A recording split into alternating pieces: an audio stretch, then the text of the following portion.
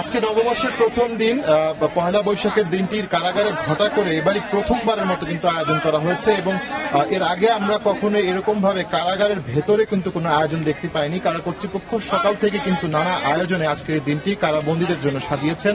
পাশাপাশি কারাগারের যে কর্মকর্তা কর্মচারীরা রয়েছেন তারাও কিন্তু এই দিনটি একই সাথে কারাবন্দীদের সাথে যুক্ত হয়ে উদযাপন করছেন। আপনি দেখতে পাচ্ছেন কারাগারে কিন্তু এই মুহূর্তে আনন্দ র্যালি বেরিয়েছে এবং সেই র্যালিতে কিন্তু বিভিন্ন ধর্মের যারা রয়েছেন ইমাম পুরোহিত এবং খ্রিস্ট ধর্ম সবাইকে ধর্ম বর্ণ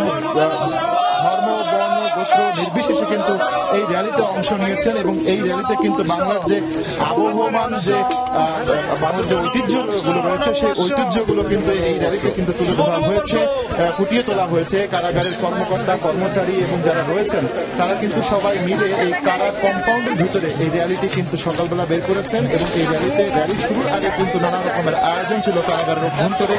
আপনাদেরকে জানিয়ে রাখি বাংলাদেশের শুভ নববর্ষ অর্থাৎ নববর্ষের প্রথম দিনের যে ঐতিহ্য পান্তা উৎসব, সেই পান্তা উৎসব কিন্তু সকালবেলা কারা অভ্যন্তরে অনুষ্ঠিত হয়েছে।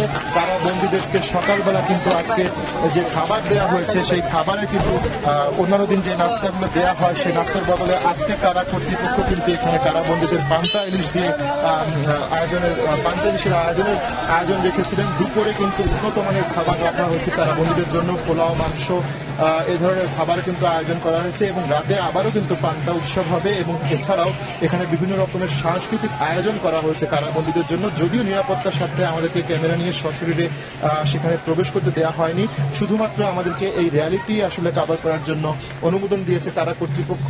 তারপরেও আমরা চেষ্টা করছি আসলে কারাগারের ভেতরে যে বন্দীরা রয়েছেন তারা কতটুকু আনন্দিত তাদের কথাবার্তা নেওয়ার চেষ্টা করব এবং পরবর্তী সংবাদে আপনার মাধ্যমে সেটি দেশবাসীকে জানানোর আমি চেষ্টা করব। চিন্তিয়া।